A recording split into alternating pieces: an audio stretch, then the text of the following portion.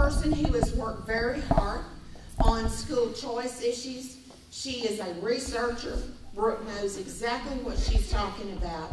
She has worked very hard with the taxpayer savings grants. There's a coalition that is working on a school choice.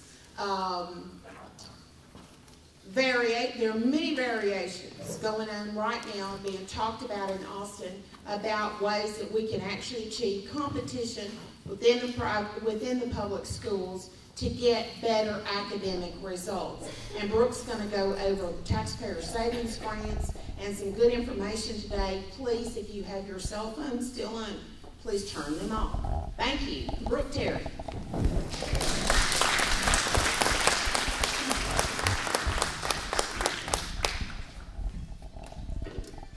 Hello everyone, I'm so glad to be here.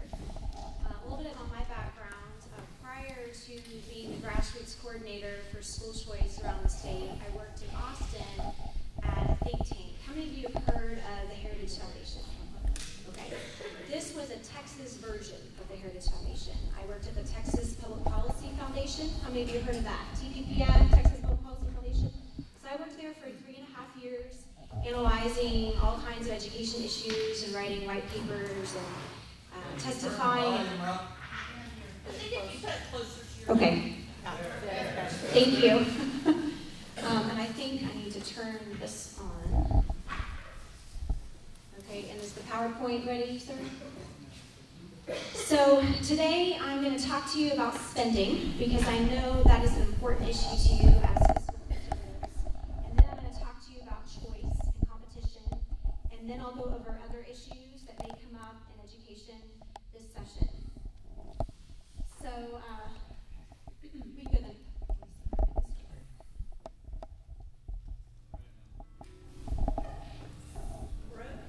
I think you point towards that light. Thank you. I do not own a clicker. I have 2 movie clips to show you as well as talking so you don't get super bored. The first thing I want to talk about is spending, though. Public education, K-12 spending, is a very large expenditure in our state budget. So very little money comes from the feds for public education. Around 9% of our entire public school system is funded by federal dollars. The rest of it is funded by state and local dollars. So, okay.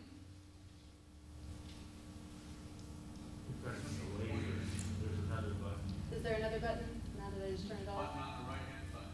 Okay, there we go. So, one of the things I did before I left TPPF is I did a bunch of research on spending, and I looked at Texas, I looked at the United States, and I looked at other developed countries. Because I wanted to see what are we doing that's different, what are other countries doing as far as spending. So the US, this should be no surprise, actually spends more money on public education than the average of the 30 developed nations. So we spend 7.4% of our GDP, whereas these other 30 developed nations spend 6.1%. And where are we spending this education money? We spend a higher percentage on non-teachers. So usually when you hear, oh, we need to spend more money on education, you think, yes, teachers don't get paid enough. I want to spend more money because I want that teacher to make more money. Well, unfortunately, that's not always the way it works. Just because we spend more on education does not mean that teacher salaries go up. So that means if we're spending a higher percentage on non-teachers, we must be spending it on administrators or buildings or something else. So we spend a smaller percentage on teacher compensation than these other countries. Now, how many of you are retired school teachers? Okay, several. How many of you are retired administrators? Okay. How many of you have ever subbed in a public school as a substitute teacher? Okay, a couple. So you've got a lot of experience with public education. And public education is not bad. We want our kids to learn how to read and write. We want them to be intelligent enough to make their own decisions and be successful with whatever they choose, whether it be college or whether it be career immediately. So we think it's important, but we've got to be careful in looking at where we spend our money. So the US actually spends more money on buildings than these other developed countries. facilities, and buildings. Okay, so we'll go to the next slide. Do you think you could just hit the slide button for me, sir? Thank you. Okay, so now that we've talked a little bit about where we're spending our money, let's talk about where we spend our money in Texas. Nope, we don't want to do that. Okay, so, okay, what are we doing in Texas? Yes, sir. Yes, yes, yes. Am I pointing it here or there? Okay, it'll just do it. Okay, thank you. I do not own one of these. I am very frugal, so I'm grateful to have this, but I'm not used to it. Okay, so where are we spending our money? Personnel. A lot of times you'll hear the phrase 80% of the school district's budget is personnel. That's for operating expenditures. That's because our growth in how many employees we have working at a public school has increased. So in 1949, this is crazy, the ratio of teachers to non-teachers, meaning those actually in the classroom teaching versus those not in the teaching classroom, were 7 to 3. So you had 7 teachers to 3 non-teachers. Now, 2007, for every teacher we have in a public school in Texas, we have a non-teacher. So that means half of the people that are receiving a pension, that are receiving health insurance, are not in the classroom teaching. So you have to wonder, well, what are they doing? And this is not just Texas. This is also in the United States, all over our country. So we have this increase in public school personnel. So of course our increase in spending is going to have to go up to pay their salaries, to pay, again, health insurance, to pay their pensions. So what about enrollment? Well, do we have the number of students that are going into kindergarten increase at such a rate that we needed to hire all of these people? No. The enrollment rate was not anywhere close to the rate at which we hired personnel. So it's very scary, something for us to be aware of. And let's say, well, what about results? You know, if we're spending all this money on teachers and non-teachers and on buildings and on administrators, are we getting results? Well, when high schoolers are 15, they take a test called the PSAT. And it is a test that we can use to rate how we are doing versus other countries. And the United States ranks 25th in math out of 30 countries and 24th in science. So sometimes you'll hear the comment too that kids start out really smart when they enter school, kindergarten, first grade. Their parents have worked with them. They are learning to read. They're learning their ABCs. They're learning their numbers. And then that trajectory doesn't go like you would assume. It kind of levels off. And there's a lot of reasons for why that could be. It could be that they're bored. It could be that their teachers aren't able to teach them advanced subjects and keep their attention. One thing we do know is we have a teacher quality problem. So the generation that I'm in is not always choosing to go into education. There's not a lot of money in being a teacher, you know that, but there is money in other professions that didn't used to be open to women 50 or 75 years ago. So you have women that are really bright, that are choosing to go into law, that are choosing to go into medicine, and are not choosing to go into teaching. And so, unfortunately, and I don't say this to offend anyone, because my parents were both teachers for a while, and I love teaching. I was a long-term substitute for about 3 months in Seguin ISD down by Gonzales and New Braunfels, trying to figure out if God wanted me to be a teacher. And the answer was no, but I'm able to help with education things here. But the bottom 25% of SAT scores in college are those that choose to become teachers. The bottom 25%.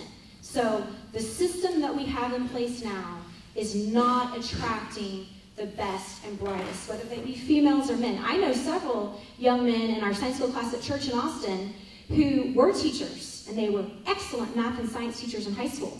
And when they saw the salary scale, and they saw that after 4 or 5 or 6 more years, their income was not going to go up very much, they realized they couldn't provide for their family. And they have since left teaching. One is in pharmacy school in Houston. The other one just got his MBA. They can't provide for their family on that salary scale. But why? Where is all this money going? If we're spending all this money, where is all this money going? So, I have a movie clip for you. Let's see if we can get this to work. So we'll go to the next slide, and then we're going to go. We want to go to the movie clip. Cartel, please, sir. The Cartel. So there's a documentary called The Cartel, and it's available on Netflix, and it is fantastic. This is just a short little clip about spending and about kind of what our assumptions are on spending. Here's an education policy question.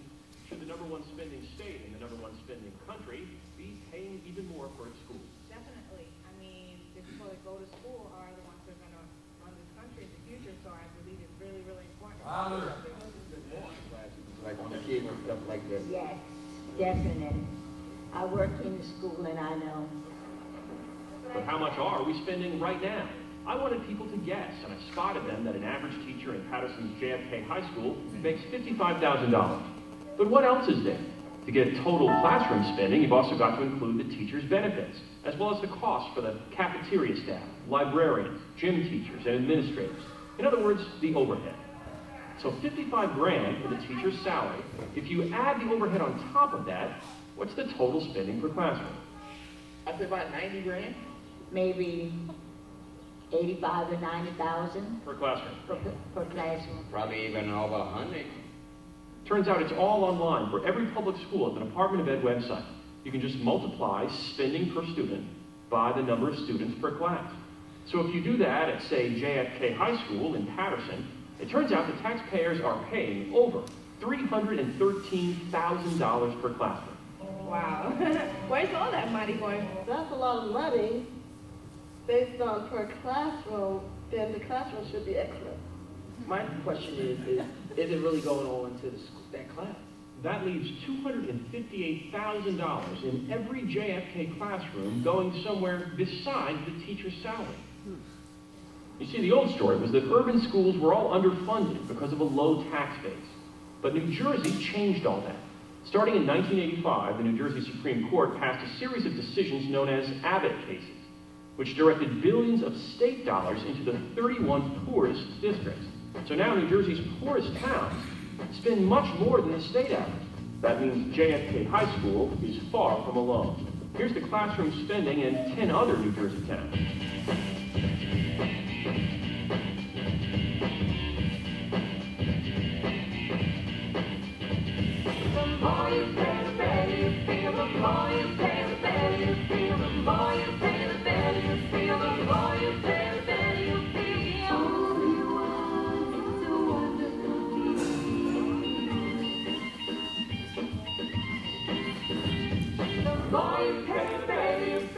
In the 31 districts in general, there is not a lot of oversight. And for the last decade, they have spent $30 billion in just these 31 districts. But you have very little to show for it. The money goes to these districts and it disappears down a rat hole somewhere, and it doesn't go to the classroom, and no one is held accountable. We've got to think of some other solutions, because throwing money at the problem isn't working, and that as an option is coming to an end. So there's almost a sense of the worse we do, the more money we get. If anybody can tell me that all of the billions of dollars that we have spent in Camden has made one bit of difference in the lives of those kids, they're lying to you. A lot of people think of teachers' salaries and overall education spending as the same thing. If you're for raising one, you must be for raising the other. But like we saw at JFK High, the secret is that in many schools, 90 cents of every dollar goes to things besides the teacher's salary. We were paying, many of our janitors and custodians 6 figures, and that we were billing $1.6 million in overtime costs to our custodians. Administrative costs are just so high. It's obscene, and all kinds of teacher aides who don't show up. There are so many low-show jobs because nobody's watching the shop. In Newark, for example, we have, I think, well over 400 administrators making more than $100,000 a year. That's extraordinary, it's wasteful, and needs to stop. All these people who are making big money and they're not affecting our students' lives, and they're not teaching, and they're doing paperwork which they are overqualified and overcompensated for, and yet they're tenured, and so it's not as if you let them go and give those duties to a secretary or a clerk, and it's crazy. Okay, so did that surprise you a little bit to hear how much, this is in New Jersey, of course, how much they were spending per classroom? Well, I did some research on, I left my clicker, on Texas and on Tyler ISD.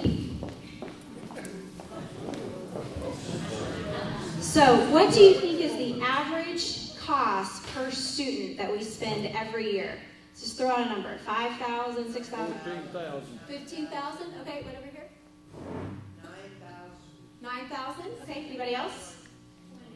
20,000? Well, it does range, and it has gone down a little bit, but the state average last year in Texas per student was $11,146. Now that is in total expenditures, and that number may surprise you because you may have been told, oh no, we only spend around 9,000. Okay, but you have to look at, is it operating expenditures or total expenditures? Let me tell you the difference, and I'm looking at a TEA manual. Operating expenditures are things like teacher salaries, administrator salaries, health insurance payments, utilities, professional and contracted services, supplies, and materials. But non-operating expenditures include construction of new buildings, remodeling of facilities, community services, and repayment of debt from bonds. So the difference between operating expenditures and non-operating expenditures is typically facilities and debt. But that is still money that you are spending as a taxpayer, so I think you have a right to know the total cost per student, which again is over $11,000. So Tyler ISD spent $11,037 per student. So they were a little bit less, about $100 less than the state average. So I looked at John Tyler High School and I tried to figure out the cost per classroom. So social studies high school average was 19.3 students. So if you multiply 19.3 students times $11,037, you get a cost of classroom of $213,014. That's high, but that's not as high as in some areas. I spoke at a Bastrop meeting in December, and their cost per student was $14,000. They were totally surprised. They had no idea that the cost per student in Bastrop was so high. So their cost per classroom was like $396,000. So it was quite expensive. So I just think that's really important for you guys to know, because you think, well, our teachers in Tyler are only making $46,000 on average. Why are they not making more? Well, it's because the money is going somewhere else. It's not because we're not spending enough. Also, if we could go back one slide. Okay, let's talk a little bit about the state budget. I know Joanne is all about where we are spending money as a state. Public education is 29% of the state budget.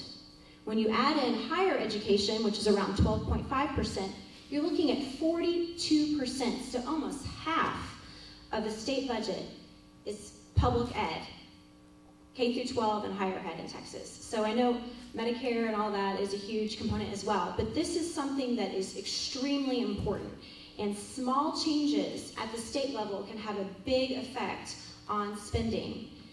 So, okay, so let's talk a little bit about our education system. So we are in a monopoly system. I hate to use that word, but it is true. You're assigned a school based off of what zip code you live in, based off of what apartment or house you live in, unless you choose to homeschool or send your child to a private school. Based on the district boundaries, you are assigned a school. So what's interesting is, in Texas, our public school monopoly is a little bit bigger than nationwide. In other states on the East Coast, more students go to private school. In Texas, we have fewer percentage in private school. We have a higher percentage of homeschoolers, and we have about the same in charter. Our number in charter schools has been increasing. Now, how many of you know what a charter school is? Okay, So many of you don't, many of you do. A charter school is a public school that is free from some of the regulations that traditional ISDs have.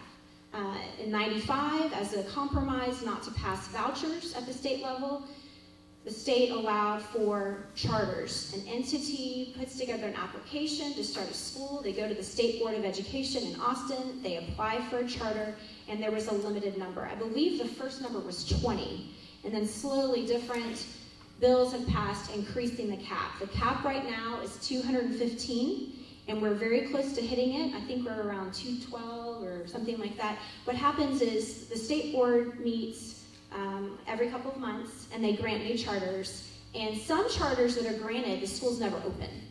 So then that charter is just returned to the state, and it's available for someone else to apply for.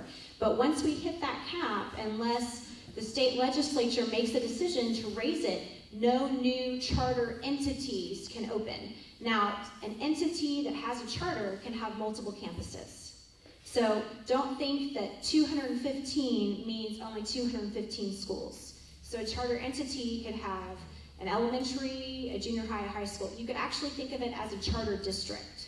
They can have schools statewide. They can have schools in just one area. They can have a specialty. So you've got some charters that choose to focus on math and science. And some of those are called STEM academies, focusing on science, technology, engineering, and math.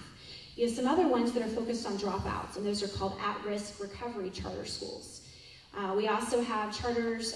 My husband actually works for one. That's why we moved to Dallas. He is in the public relations and marketing department, which is so exciting because they are doing open records requests to traditional ISDs to get the students' addresses, and they are mailing letters and postcards telling them about other options. They are holding parent meetings in the summer where they have their head of curriculum there to answer any questions. And these are free schools that are open up in their area, and the ISDs don't like it. And sometimes they're wanting to charge my husband's department hundreds of dollars, you know. But by state law, the Attorney General has ruled that they have to provide that information. So, but they're also being creative. They're doing billboards, and it's forcing traditional schools that have a large percentage of charters around them to compete. They have to make sure, are you happy here? Is there something we can do different? Because they know that student could leave and go elsewhere. And if that student leaves, then the funding leaves. Because the way our funding system works is that funding follows the student. So if the student is no longer at that traditional ISD and they are then homeschooled or in a private school, the traditional ISD no longer receives the money for that student. So we have a monopoly system. I think this is in big cause of why our education system scores are stagnant. So if you look at SAT scores, ACT scores, you do not see a huge increase in learning from the 70s. Part of that I talked about earlier might be because we're not attracting the best and brightest into the classroom. And part of it might be just the morale issue at the school. So we've heard anecdotally stories of teachers that were Teacher of the Year. There was one case in California. She was Teacher of the Year, and they were having budget problems at the state level. They were having to lay off teachers. And guess who got the pink slip? Not the teacher that was handing out worksheets and was showing videos all day. It was a Teacher of the Year teacher because she was a new teacher and she didn't have seniority. And so she got the pink slip. So that's not the kind of environment we want to encourage. If you're an excellent teacher, I think you should be making $80,000, $90,000, $100,000. And I think those teachers that aren't excellent should be maybe encouraged to look elsewhere for another job, or maybe we can work with them. Maybe we can strengthen. Maybe if we properly evaluate them, we can help them improve. Right now, teacher evaluations are a joke. It doesn't mean anything. Very few teachers are ever let go because of all the paperwork and documentation requirements necessary to let go of a teacher. And we don't have a lot of training for the principals and the backing for the administrators to actually get rid of them. And then we have teacher groups. They're actually teacher unions, but in Texas we call them teacher groups. They are state affiliates of national unions in Texas. So the NEA has a state affiliate in Texas, the Texas State Teachers Association, TSTA, Texas State Teachers Association. Then AFT at the national level has Texas AFT as their affiliate. So we have some groups that basically tell their teachers, if you get a pink slip, then we will protect you. and we will make sure we will take it to the school board, we will do whatever it takes to help you keep your job. And so there's a real fear of why, as an administrator or a principal, why am I going to go to all this trouble and then nothing's going to happen? So let's just encourage them to go to a different school. And so they call this the dance of the lemons. And that's where principals, if you get a good principal in, they get rid of the bad teachers by having them transferred to another school. And that's not good for kids, right? I mean, is it fair if your child has a teacher that's not very bright? I mean, what if you miss a really important year of math, foundational concepts in math, because your teacher just isn't very bright in math? Not that she's not trying, but she's just not very bright. You may never recover. What if you never catch up in that area and you had the idea to do something with math or science in your career and you're not able to do that? So it's pretty scary stuff. There was a recent report, let me see if I wrote it down, that some military leaders put out. They were talking about the problem. And I may have to email Joanne and she can share it with y'all. But it was something like a certain percentage of kids could not pass the entrance exam. So these are high school graduates in America that could not pass the entrance exam, either for academics or obesity. It was something like 30 or 40%. And so this huge report came out about a month ago, and all of these generals signed it saying, this is a problem. We have an academic problem, and we cannot keep ignoring it. So what you're going to hear from folks is that we need to spend more money. I don't know if you're already hearing that. Last session, $5.4 billion was cut from the public education budget. And basically what happened is they did not fund some discretionary grants. At the state level, we had some extra money for pre-K, and we had some extra money for incentive pay for teachers, which unfortunately I'm sad about the incentive pay. That went away. And then we also had some other programs that were cut.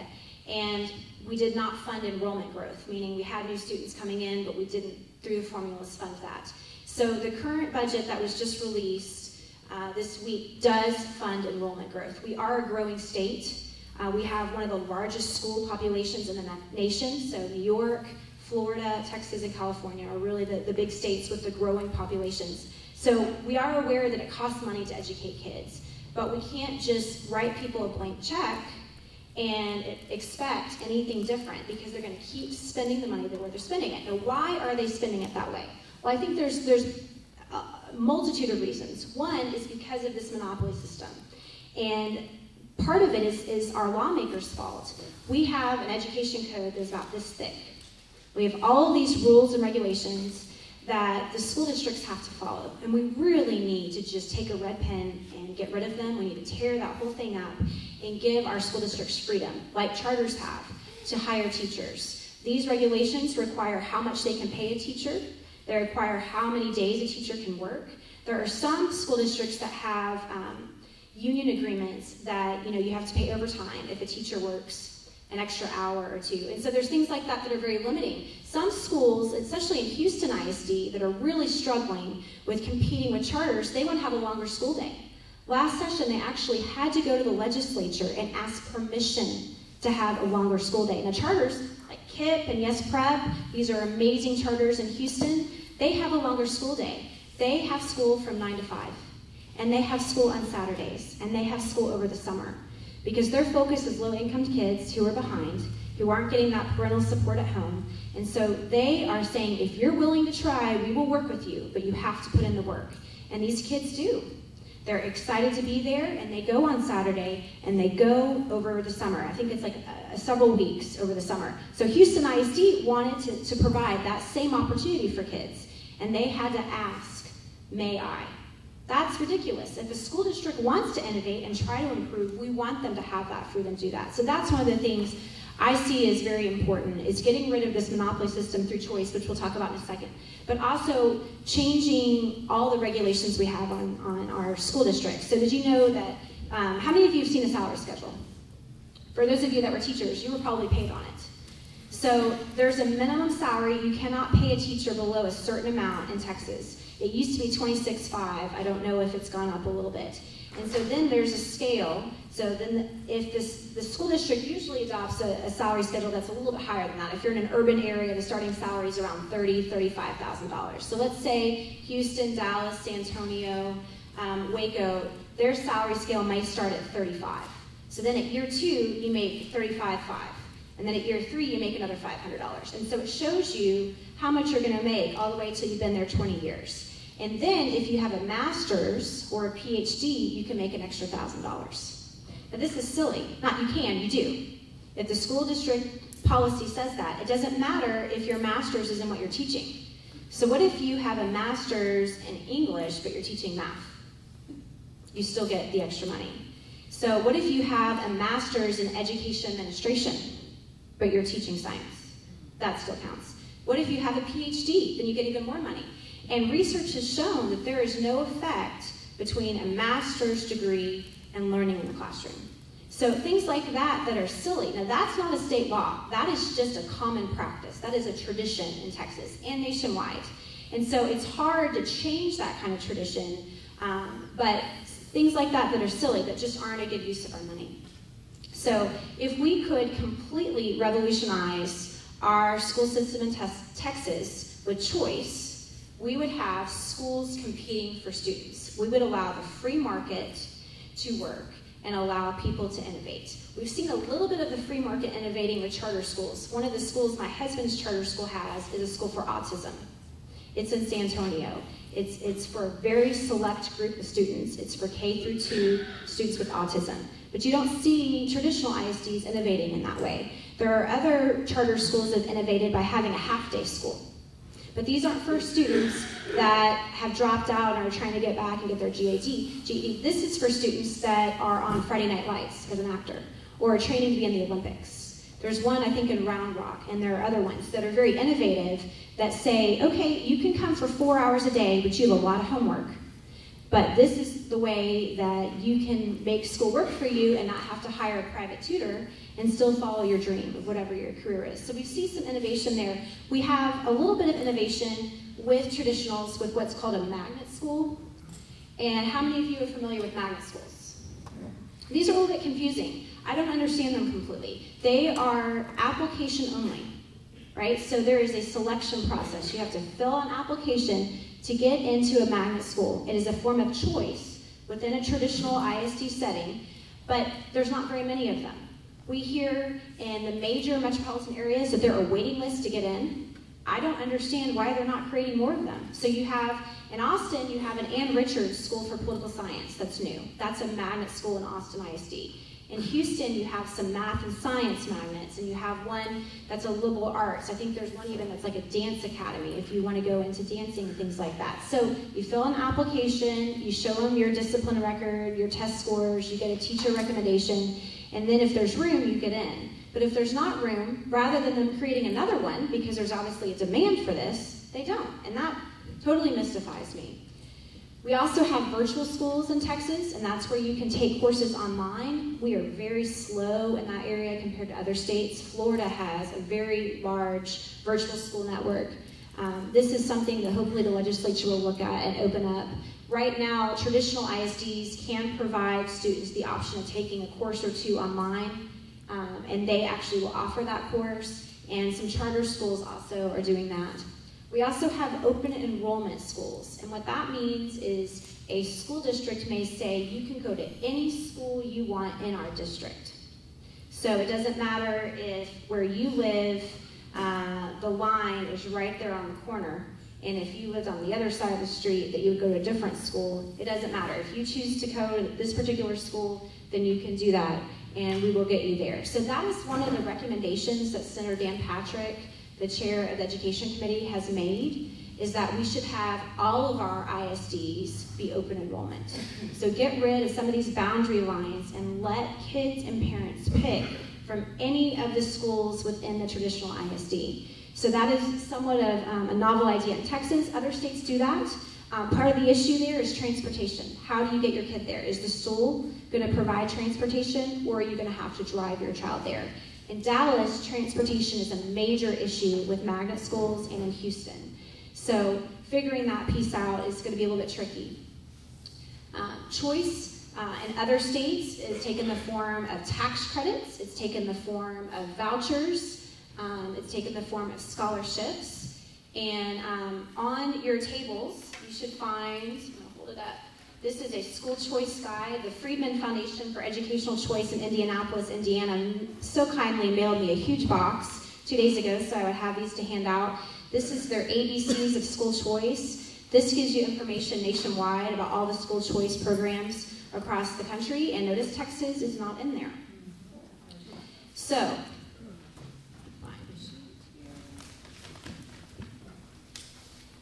nationwide, we have 16 school voucher programs. We have 9 states and the District of Columbia that offer a voucher to students, and then in Colorado, Douglas County offers it. 82,000 students participate in the school voucher programs, and then we have 11 states with what are called tax credit programs. These are a little bit different than a voucher, and about 130,000 students participate. So there's different eligibility. Sometimes it can be anybody is eligible, and sometimes there'll be a specific group of kids. Maybe it'll be low-income kids, kids that are eligible for the school lunch program. It may be students that are disabled, that have a special need and have been given an IDEA in their school, and they get IDEA funding. Sometimes you may have kids in foster care. They're eligible. So every state is different in how they pass it. Universal means it doesn't matter how much money you make, that your student would be eligible. So vouchers are a negative word, especially in Texas. We're trying to call them other things, so that's where they came up with the phrase taxpayer savings grants. Or you could use the word scholarship. That has a much more positive connotation. Now, tax credits, scholarships, that sounds confusing. There's different kinds. If we had an income tax in the state of Texas, the legislature could pass a bill saying if you put your child in private school, you can get a tax credit against the income tax. Other states have that. Well, we don't want an income tax in Texas, so we can't propose that idea. So it gets a little bit more complicated. So what we're proposing in Texas is a tax credit against the business tax for businesses to donate to a nonprofit third party group that hands out scholarships. So this is what Senator Dan Patrick has proposed. This is what Florida has, and it is extremely popular. And their program keeps growing and growing. They actually had a cap on the number of donations that was allowed, and they keep increasing it. So the reason this is popular too is you can't look at the argument of, oh, this is going to take money away from public schools, because we're not actually giving a kid a voucher with state money. We're saying we want to encourage Dell or Gates or some other large companies to donate to education. And they can donate to a scholarship granting organization that says we want it to be for low-income kids. Or they could donate to helping special need kids. They could specify how they want that scholarship money to be spent. And then the scholarship granting group gives out the scholarship. And that's used to pay for the private school tuition. Well, we hear, well, whatever amount they come up with, it's not going to be enough. Private school tuition is so much money. Well, I was trying to find out a number. What is tuition cost? Nobody knows. There's no survey in Texas of the average private school tuition because private schools don't want to participate. So I called around and talked to various folks. You know, we have Catholic private schools, we have Protestant private schools, we have some Jewish schools, and we have, you know, non-religious private schools. The Catholic and Protestant ones tend to raise money on their own, and they tend to supplement whatever that scholarship cannot provide in helping the students get there, because they have a religious inclination to help people in need. So you're already finding in Texas that the Catholic private schools are giving out scholarships, and they provide transportation. They have a shuttle that picks up students, and they help them with if there's a uniform or school supplies. They raise money on their own. The same thing is happening in the Jewish community and in other schools. So I don't think that the argument that a $5,000 scholarship or $4,500 or $6,000 isn't going to work. I think you'll see that private schools want this to pass in Texas because they are having a hard time keeping their doors open, because private school tuition is expensive. And we've spent so much money on property taxes already. It's hard for people to afford property taxes and then send their child to private school. And imagine if you have 2 or 3 or 4 kids. So there's a real interest by, not everybody, but by many private schools. no one is forcing a private school to participate. That is definitely a concern among people that support freedom and don't want more regulation. There's this fear that if we pass some type of voucher or scholarship program, that there'll be more regulations. So I did some research on the regulations that states that have vouchers have. In Arizona, they require the teachers to be fingerprinted. Well, we already do that in Texas. If you teach at a public school, you have to get fingerprinted. Let's see, in Florida, they required food safety inspections. Okay, they also want to know how many teachers you have. In Georgia, they require you to be an accredited private school. In Indiana, they require you to be an accredited private school. In Pennsylvania, they want you to have a bachelor's degree to be a teacher, and they want you to go through a background check. So none of these regulations seem extremely onerous, and in fact, our private schools are already having to comply with health and safety regulations and discrimination. So the one big issue where you're going to see people putting up a fight is about the test. Do students that go to a private school with some kind of help have to take the state assessment? Should they have to? How do you know that they're progressing?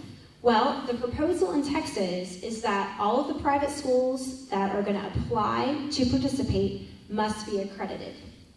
I didn't know what accreditation was, so I had to do some research on that. Accreditation is a several-year process where the private school has people come on site and look at a variety of things, and they must show that they deserve to be accredited. There's multiple accrediting agencies out there. And sometimes they're religious, and so you have like a Catholic group accrediting Catholic ones and so on. But if you're accredited, you have to offer a norm reference test. So what this means is that private school is already testing all of the kids. They're already providing parents information about how that student is progressing because they are offering a norm reference test every year. So what we're seeing in other states is that in Arizona, for the special needs voucher program, the parent can request that the child take the state assessment, but the schools do have to offer a norm reference test. In Florida, you have to offer a norm reference test. In Indiana and Georgia, they're requiring accreditation, which means they're requiring a norm reference test. And then in Louisiana, they did say you have to take the state assessment. So that's an area where you're going to see a fight. And a lot of the private schools are not going to want to offer the state test, and they may choose not to participate in any kind of scholarship program or voucher program if the state test is forced on them. Another thing I want to mention, and this is just kind of a crazy side note, but in Indiana, they have a large number of students in private school that want to play sports. And so years ago, they said in order to play sports in the public school system, you have to take the state assessment. So in Indiana, they require voucher kids to take the state assessment, but they were already taking it. So it's interesting, you know, homeschoolers are very upset about not being able to participate in public school sports. So we'll see if that kind of issue comes up. So why would choice be better? Because maybe we wouldn't have a one-size-fits-all model. So in our traditional ISDs, every school is pretty much run the same, you know, first through whatever grade. You've got a principal, you've got an assistant principal. There's no real power at the school level. Most of the power is in the administration. The administrators are who decide what campus gets money. So even though our money is supposed to follow the child, the money does not follow the child to the school currently in our system. The money follows the child to the school district. And then the school district decides how that money is spent. That's not how private schools work. See? So then they can then change based on the student's needs, change what they're offering based on what they see. They can specialize, they can change their tactics. And principals many times have their hands tied if they're not getting extra money for a certain population to offer a certain program they want to get. They can't offer it because that money's up at central administration. So again, if we could cut many of the regulations that these administrators, I don't know why they're there. Maybe they're filling out paperwork and things to send to the education department. If there's a way that we could cut out the number of administrators and have more of the money going into the classroom and into the actual school and not administration, I think that would be helpful. And I think school choice would help with teacher morale, because if you compare private schools versus public school morale, teachers enjoy working at private schools, and they don't always enjoy working at a public school. You find out that, you know, the teacher down the hall who's been in teaching 10 years longer than you, who has given up and is just staying in for their pension, they're making a lot more money than you are. It can get really frustrating. Now, one of the things Joanna mentioned way long ago is that she was concerned about private schools and regulations and some emails that Donna Garner had sent out. How many of you are on Donna Garner's email list? Okay, not very many.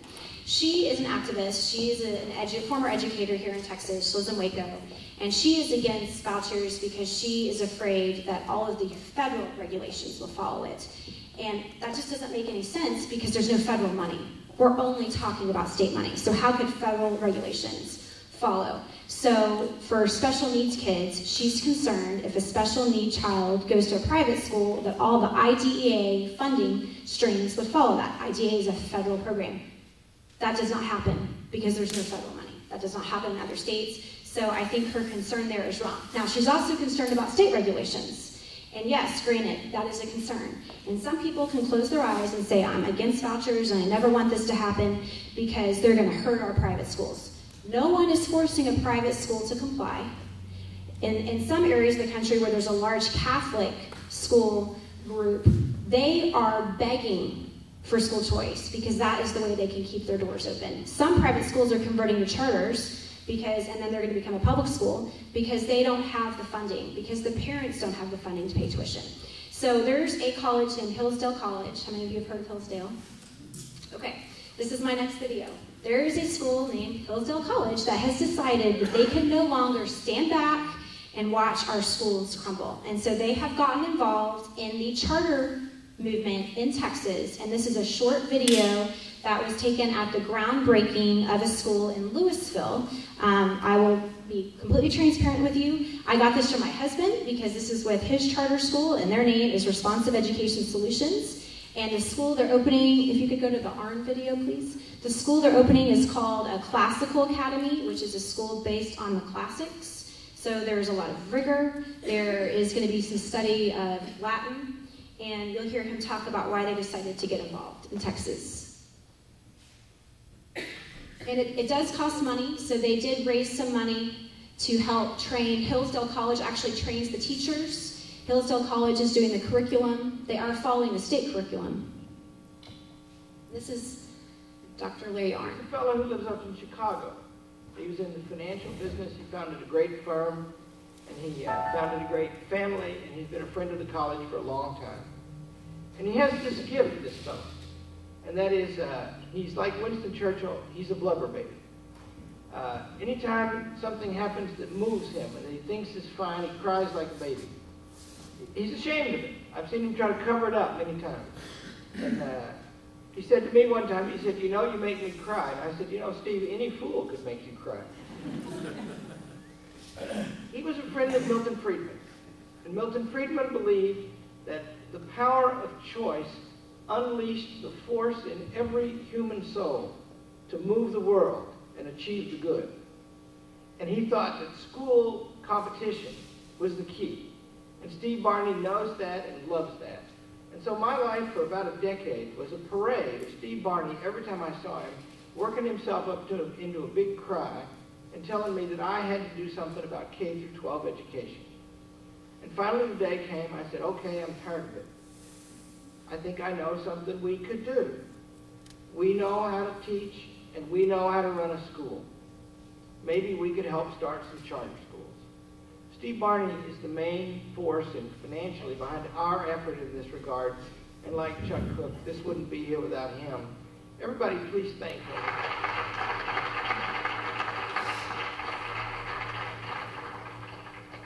Why would the college do this? Hillsdale College is the easiest thing to understand on earth. It was founded in 1844, and it had these very simple and beautiful principles that are written in its original document.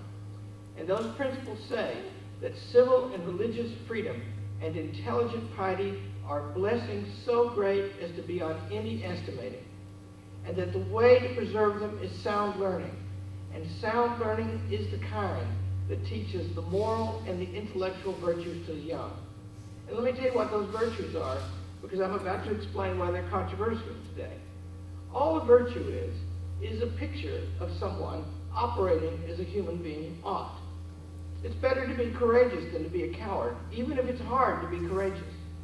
It's better to be just than to be unjust, even if you might gain by being unjust. It's better to be moderate, even if you could have an excess of pleasure that especially the young want, because of course their bodies are growing and they are coming into themselves.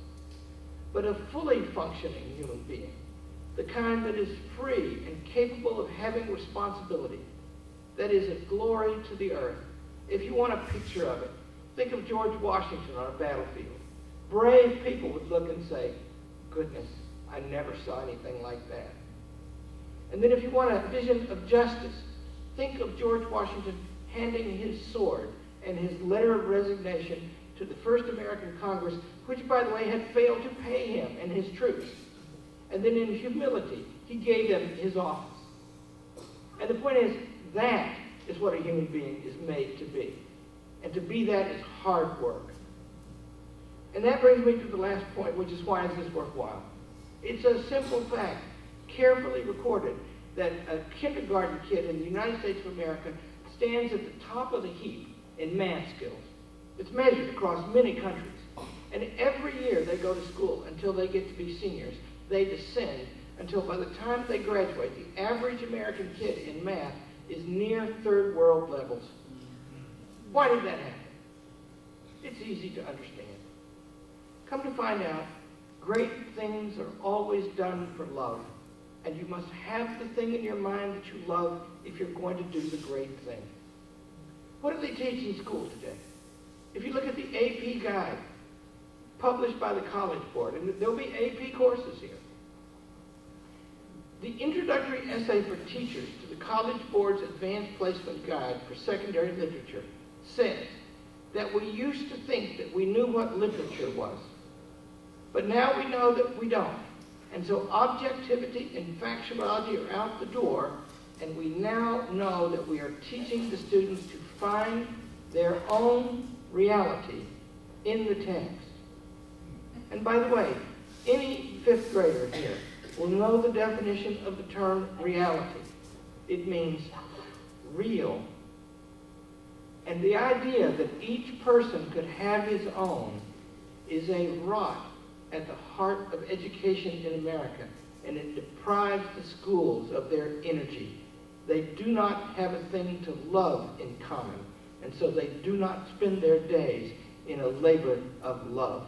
And therefore, as simple as any mathematical deduction, the children do not learn. Now that is a problem that threatens everything in our country, because remember, our country was founded according to the conception of the laws of nature and of nature's God. And today, almost no one can name where that expression is in the founding of America. When Clarence Thomas was being confirmed in the Supreme Court of the United States, he got two questions from senators. Justice, judge, he was a judge at the time. Where did you get this idea of the natural law? And he's sitting there not knowing how to tell them that it is in the first sentence of the Declaration of Independence. And so you see, liberty and learning hang on a similar thread of something high to love. And if you have that thing, and by the way, I walked around here this morning. There's what, 4 kids from Hillsdale College teaching in this place? And they're all kids to me, you know, but look at them now. They're all grown up, and they're responsible, and they've got this great headmaster to lead them. And they get up in the morning thinking there is something great and urgently important to do. And we here do not set the standards. The standards, writes Alexander Hamilton, are written as with a sunbeam in the whole volume of human nature by the hand of divinity itself. And so those standards are out there. We didn't make them. We just wish to help the young to realize what they are. and to serve them. And that will be hard and grinding work, and it will produce happiness and achievement everywhere it's undertaken. And that means this community, right here, standing under this tent, is going to produce great things. And we who do not live here are only going to help and watch in admiration while you do it. And so I repeat my original point. It is a profound honor to be here with you today. Thank you.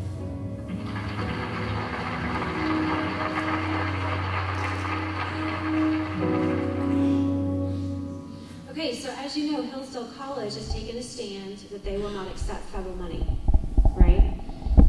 But here they are getting involved with an entity providing a state public school in Texas because they are so concerned about our kids and about our future. They're not just doing it in Texas, they're looking at other states, and they're also very concerned about some possible changes in the accountability system and testing system. So if you have any questions about private school regulation, things like that, I welcome those during our Q&A period. That's really a big issue with a lot of conservatives, and I totally understand it, but I will say what we're doing now is not working, and we cannot continue down the path that we are going and expect huge results. And with change and competition, we can see results. I mean, this school, it just opened in September. It already has a waiting list. And we live near there, and I'm hoping my boys can go to it, and they're 2 and a year. I mean, it's so exciting to see what they're doing. They're going to focus on the founding fathers. They're going to focus on real literature, and they're going to just really have high standards for our kids. And I think that's what's so unfortunate in all of this, is that our kids are so important, and they're the future of our country, and yet our expectations keep getting lowered and lowered and lowered. And so briefly, let me just mention 2 or 3 things to watch out for this session. One is accountability. There is an op-ed that's on your table. Jeb Bush, the former governor of Florida, wrote it. It was in the Dallas Morning News in December. I have extra copies in the back if you don't have one. Please take this home and read this. Jeb Bush has started a group in education in Florida for education excellence. It's for choice and for accountability. And he is concerned that we are going down the wrong path. So the superintendents, the school boards, the teacher unions, and some activist parents have all gotten together and decided that we have too much testing and too high standards in our public schools. And they are getting money out the wazoo, we think, from the NEA and from Parent PAC, which is funded by Charles Budd with HEB, and they are scared of the rigor. So in the past couple of sessions, we have slowly raised the standards for our kids, and we have said at the end of a course, you should take the final. And that way we know if you really understand the material. And the final should be statewide. Everyone across the state at the end of U.S. history should take the same final. Same with geography. Same with English 1. Same with math. And we have it in the core subjects of math, science, English, and history. And so what they're trying to do, we haven't even fully implemented our new system. We're changing our ratings. We don't even have ratings coming out this year, and we don't know what the name of the new rating system will be. It may be A through F, which is what Florida does, and I think it's a great idea, and that's what Jeb Bush suggests. But they want to get rid of this rigor, and they want to get rid of the test. And so they're throwing out all this information that is inaccurate. A lady in Houston who is very active. In the past, she has pushed for universal pre-K. She has now put together a group that is Parents Against Testing. And they are getting out there on TV, they're in the newspaper, they're at the Capitol, and they have this united message that we are testing too much. Now, there's a state law that you cannot test more than 10 days a year, but we have school districts testing 44 days. And you'll hear state reps say that, well, my school district tests for 44 days, and that's ridiculous. Well, that's their choice. That's called benchmark testing. That's where they have the kids practice, because they're so worried that they don't know the material that they are going to have them practice how to take the multiple choice test. That's not learning. You know, I doubt that's what you want for your kid or your grandchild, and that they know how to take a test well. No, we need to know the material. We need to know the curriculum. And so there's this real push to get rid of transparency and get rid of consumer information on how that school's doing by getting rid of testing. And you remember the big strike in Chicago with the teachers? It wasn't just money. Part of that issue was about evaluations and testing. See, testing the way we're trying to do testing now, can help us evaluate who is a good teacher and who is not a good teacher, who needs improvement, who maybe shouldn't be teaching anymore, and who should get rewarded and get a raise. And we can look at whether or not they should stay on or whether or not they should get a huge bonus. And so testing, teacher pay, evaluation, and consumer information. How good is my kid's teacher? How good is my kid's school? All of that is tied together. And so they're trying to trick you, and they're trying to tell you, oh, we had too much testing, and our kids are throwing up, and they're so stressed out. Well, if you go to law school, you have to take the LSAT. If you want to get into a liberal arts master's program, you have to take the GRE. If you want to go to med school, you have to take MCAT. Testing is not evil in itself. It's this push that you have to do so great on it because the teachers are so worried that the kids don't know the material because they haven't been teaching it, because I don't know what they've been doing, right? So really watch out for that. There's a move for more money. The school districts want more money without any kind of change. They want to get rid of the test. They want to sue the state, which they're doing. There's huge lawsuits going on right now at the district court in Travis County, where they're basically going to force the legislature to spend more money. And then they're going to see bills to increase the amount of time we spend in pre-K. So in San Antonio, the mayor there, Mayor Castro, had a big initiative to raise the sales tax in San Antonio to pay for pre-K, and it passed. And pre-K is not effective on its own, right? I don't have anything against pre-K. My kids go to Mother's Day Out program. But if you have free pre-K, you put all of the private child care centers out of business. All of them. Because you can't compete with free. What child care center that offers 4 and 5-year-old care can compete with free? And since we're doing so good in K through 12, let's just add another grade, right? So be aware of these pre-K universal. If you want to help low-income kids, get them a good teacher. Research shows the best thing we can do for all of our kids is have a smart teacher who knows how to teach. That is the most important thing. And we can't encourage smart teachers to teach in our schools if we don't pay them well, if we don't reward them, if we don't show them respect, if the administrators don't back them up, if we don't have respect from the parents, respect from the students. But there's no respect if the kid doesn't want to be there. There's no respect if the teacher doesn't really want to be there. And the administrator doesn't really want the teacher there. We have teacher contracts where teachers have tenure in Texas, and no matter what they do, they can't be fired. In New York, they have a room called the rubber room, and that's where they put the teachers they can't fire. I'm sure you've heard about this. We don't think we have tenure in Texas, but we do. Some teachers have continuing contracts, and until the teacher chooses to no longer work there, they are employed for life.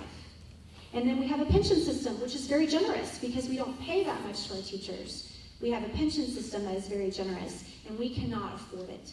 And we need to be thinking about other options, like a 401k for teachers, where they can opt out of this huge pension system and only teach for 3 or 4 or 5 years, and then move on to another job and take that money with them. But that's not even, we can't even get a hearing on a bill to do that. So we need some options. Thank y'all for your time. I welcome some questions. Let's see, I have some cards. I've got a mic coming, but I have a loud voice. Okay. What are the regulations that charter schools do not have to comply with? They do not have to hire a certified teacher. If you have a bachelor's degree and you majored in what you want to teach, say you majored in math and you want to teach math, they could hire you. A traditional ISD has to hire a certified teacher. They don't have to follow the salary scale. So charter schools can pay teachers on incentive pay plans, and they don't have to follow the salary scale. Let's see what else. They don't have to have contracts. So teachers at charter schools can be at-will employees, which makes it much easier if that teacher is not an effective teacher to let them go. Those are just a couple examples. There's many more. Thank you. That answer. Bob, I'm on over here, but here, do no, I can talk. You answered the second part of this one. Okay. Are all Texas public school teachers, including charter school teachers, required to be in the Texas Association of Teachers Union? No, no teacher is required, but unfortunately it's good practice for them in their opinion because it provides liability insurance. Many teachers are scared the parents are going to sue them, and so they may not want to join the union because they don't support them in their political beliefs, but they join them because in case a parent threatens to sue, the union will provide financial help with that and provide them a lawyer. So there's been suggestions to create a separate entity that is conservative that would provide liability help to teachers so that we could decrease the membership of these unions. But you've got to have money to start that up, and that's never happened in Texas. There are groups like that in other states. Why do superintendents make so much money? I think they play off the other districts. You'll notice most superintendents don't stay more than about 3 to 5 years. They hop around and look for more money. And there's been some really bad publicity with the really large school districts where they get these golden parachutes. They have a contract that if they leave early, they're paid out all their vacation days and then $200,000. So anyway, another thing to think about in saving money, I know this is y'all's issue, bureaucratic waste, is how many school districts we have. We have over 1,000. I did not know this, but Florida only has 67. Imagine if we could cut down the number of people that had to file all of those reports with the feds and with the state for food stamps, for all these different programs, IDEA, and we had fewer superintendents, and not necessarily fewer schools, but just fewer administrators. We would save so much money in overhead. Is it on? Yes. Is there data on achievement in public schools versus homeschool versus private school and college entrance success? I have to look for maybe ACT or SAT scores. Private school students and homeschool students don't take the same test, right? They don't take the state test. So we'd have to look for that. I can look for that, and if I find it, I can send it to Joanne. Oh, okay. Well, I will look for it and send it to you.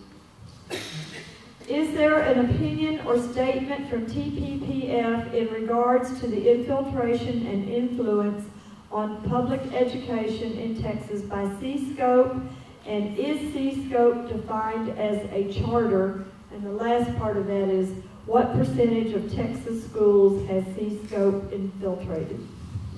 Okay, my understanding is that C-Scope is curriculum, so it's not a school, it's something that they're teaching. And I don't work at TPPF anymore. I'm on my own. I have 2 little boys. I'm a stay-at-home mom doing this out of the love of my heart for education reform. So I don't know what TPPF's opinion on it is. I have gotten several emails from Donna Garner and others about it who are concerned, and I wouldn't want my child to be in a school where they were using that curriculum. You're more than welcome to call TPPF and ask them for their opinion. I don't know how many schools it's in, but it is scary. I know the State Board of Education held a hearing on it recently within the last 2 months because they were so worried. So we might be able to get an answer if we were to listen to that hearing. That's all I have. Thank you. Thank y'all. I know this has been long. Thank you.